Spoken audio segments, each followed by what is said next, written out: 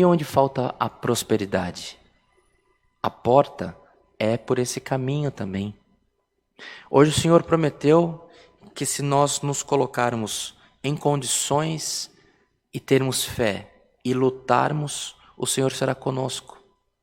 Então devemos orar pela igreja, orar pelos nossos irmãos. Onde estiver o teu coração necessitado neste culto, ore com fé.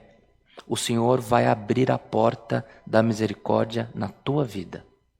E nesta porta você receberá o que você busca e por essa porta haverá uma grande bênção de Deus na tua vida. Creia, busque, ore, esteja conosco, esteja em comunhão com o Senhor e o Senhor será contigo. Oxalá que a porta não se abra ainda esta noite na tua vida.